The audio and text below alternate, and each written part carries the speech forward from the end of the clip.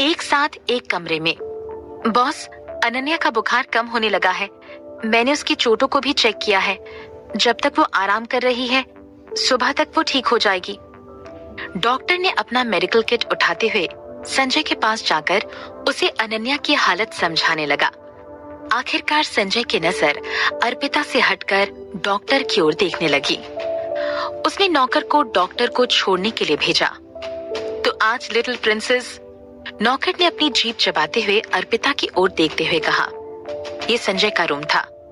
जब तक little princess वहां सो रही थी तब तक ठीक था, लेकिन अब अर्पिता को भी वहां लिटिल प्रिंसेस का ध्यान रखते हुए रुकना पड़ रहा था। संजय के रूम में कभी भी किसी औरत ने रात नहीं गुजारी थी। ये नौकर कंफ्यूज हो चुका था। उसे संजय को याद दिलाने में डर लग रहा था। क्या कुछ बचा है? संजय ने अपनी आंखें उठाते हुए नौकर की ओर देखते हुए कहा। संजय की आवाज सुनते ही नौकर ने अपने मुंह के शब्द जल्दी से निकल लिए। वो मुड़कर नीचे जाने लगा। रूम के खाली होने पर वहां सन्नाटा सा छा गया था। अर्पिता अनन्या का ख्याल रखने में इतनी मग्न हो चुकी थी कि उसके सोने के बाद ही उसने बेड पर अपना सिर टिकाया। उसे ख्याल आया कि रूम में अनन्या और संजय के अलावा और कोई भी नहीं था। वो उसके सामने रखे सोफे पर पैर क्रॉस करके बैठा हुआ था। उसने अपने सिर को एक हाथ से जोरों से पकड़ा हुआ था। उसके माथे पर आने वाले वो बाल उसके चेहरे को और भी खूबसूरत बना देते थे। कोई भी उसका वो चेहरा पढ़ नहीं सकता था। उसका हर एक मूवमेंट में उसका क्लास दिखाई पड़ता था। अर्पिता को जैसे ही ख्याल आया कि वो उसकी तरफ बहुत देर से देख रही है, उसने अपनी नजरें संजय से तुरंत हटा ली। वो हिचकिचा रही थी कि वो संजय को कैसे बताए कि अब उसे वहां से जाना चाहिए। जब वो बेड पर से उठने लगी, उसने देखा कि अनन्या ने उसका शर्ट कस के पकड़ा हुआ था। अनन्या सोई हुई थी, लेकिन नींद में भी वो अर्पिता को कहीं जाने नहीं देना चाहती थी। प्यारी दीदी, अनन्या अपने छोटे मुलायम होठों से अर्पिता को पुकार रही थी। ऐसा लग रहा था जैसे कि वो नींद में अर्पिता को जाने से रोक रही हो। अर्पिता, तुम आज रात यहीं रुकोगी और अनन्या का ख्याल रखोगी। एक गहरी आवाज पीछे से अर्पिता को सुनाई दी। अर्पिता वो सुन के हक्की बक्की रह गई। उसने तुरंत ही कहा, और आपका क्या? वो जानती थी कि संजय का रूम था।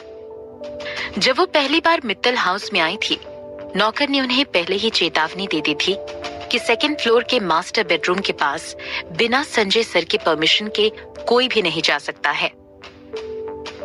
अब जो कि वो संजय के रूम में सो रही थी, तो फिर वो कहाँ सोता? संजय अपनी आईब्रो उठाते हुए कुछ कहने लगा ही था और फिर रुक गया, मानो वो जानबूझकर अर्पिता को मेंटली टॉर्चर करना चाहता हो। मैं सिर्फ अपने बेड पर सो सकता हूँ।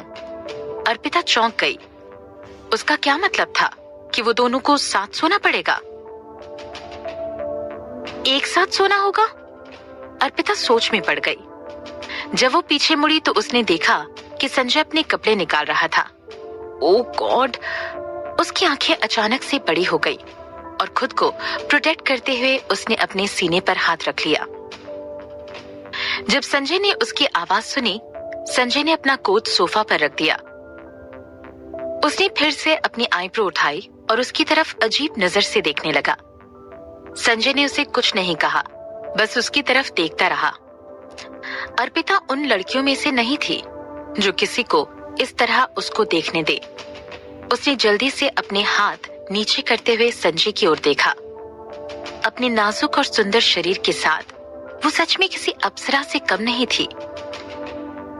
परियों जैसा चेहरा, शैतानों जैसा दिमाग, ये 6 शब्दों को वहां परफेक्टली मैच करती थी। ये देखकर संजय की नजर और भी गहरी हो गई। ऐसा लग रहा था मानो संजय के लिए सब कुछ नॉर्मल था। उसने अपनी टाई को ढीली किया और उस 2 मीटर लंबे बेड पर जाकर बड़े कॉन्फिडेंस के साथ लेट गया। इससे पहले कि अर्पिता कुछ रिएक्ट कर पाती, उसने अपनी आंखें बंद कर ली। उसके उस पोस्चर को देखते हुए ऐसा लग रहा था मानो कह रहा हो, मैं पहले सोता हूँ, तुम अपनी सोच में खोई रहना। अर्पिता। आराम से सोती हुई बाप बेटे की जोड़ी को देखकर अर्पिता को अलग सा सुकून मिलने लगा। सिर्फ वो तीनों उस रूम में मौजूद थे। संजय और अनन्या आराम से सो रहे थे। अर्पिता भी दिन भर की भागदौड़ और काम के साथ थक गई थी, लेकिन जब उसने उस आदमी को बेड पर सोते हुए देखा तो उसने वापस अपनी पूरी एनर्जी इकट्ठा की। वो खुद को सोने नहीं दे सकती थी। कुछ भी हो जाए, वो खुद को सोने नहीं दे सकती थी। अगले ही पल उसकी नजर संजय के उस खूबसूरत चेहरे पर आ पहुंची।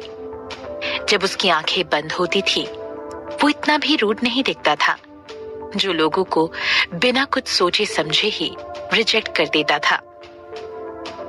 उसका चेहरा किसी कलाकार के बनाए हुए मास्टरपीस से कम नहीं लगता था। अर्पिता उसे पहली बार इतने करीब से देख रही थी। वो जैसे जैसे उससे देख रही थी, उसकी नजर और भी गहरी हुई जा रही थी। जब वो अपने उन ख्यालों से बाहर आई, उसने अपने माथे पर मारते हुए खुद को संभाला और चुपचाप खुद को समझाने लगी। वो ऐसे टाइम पर प्यार में पड़े पागल इंसान की तरह क्यों बिहेव कर रही थी? भले ही संजय मित्तल दुनिया का सबसे खूबसूरत इंसान था, पर वो उसका कभी नहीं हो सकता था। उन दोनों की किस्मत कभी नहीं मिल सकती थी।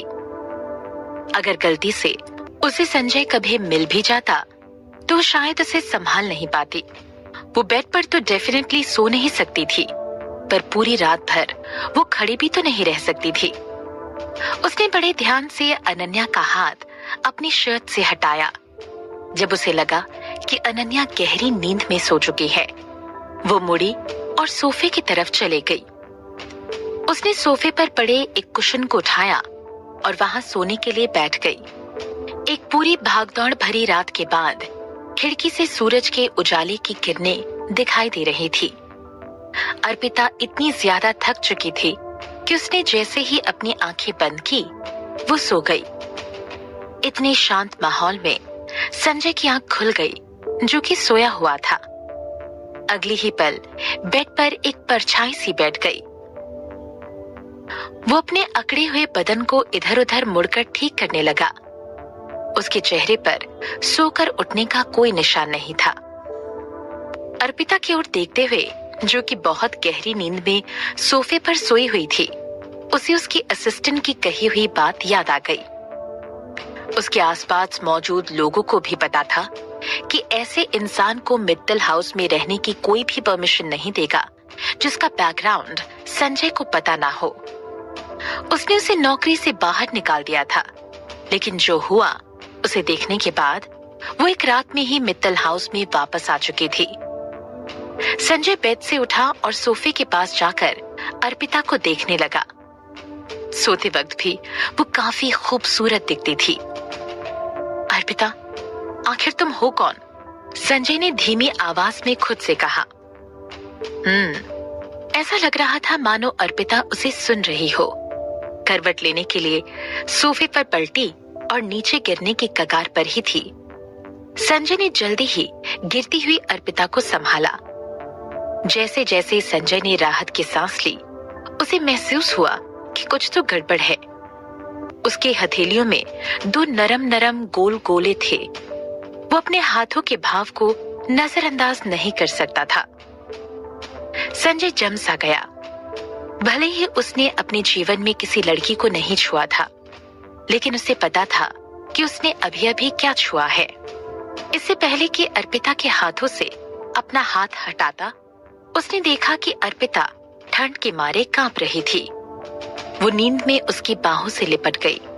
संजय, जो कि हमेशा अपने चेहरे पर रूड सा एक्सप्रेशन लिए घूमता है, आज उसके चेहरे पर प्यार के भाव दिखाई पड़ रहे थे। जल्दी उसने अर्पिता को बेड पर लेटा दिया। किसी बच्चे की तरह होती हुई अर्पिता को देखकर उसकी आंखें चमक उठी। सोती अर्पिता को कांपता देख संजय उसकी ओर बढ़ा। जैसे ही संजय ने उसे ब्लैंकेट से ढकना चाहा, अर्पिता ने करवट ली और वो नींद में बड़बड़ाने लगी। I will survive. संजय ने जैसे ही अर्पिता की बात सुनी, उसके कदम अचानक से रुक गए। उसने अपनी आंखें छोटी कर ली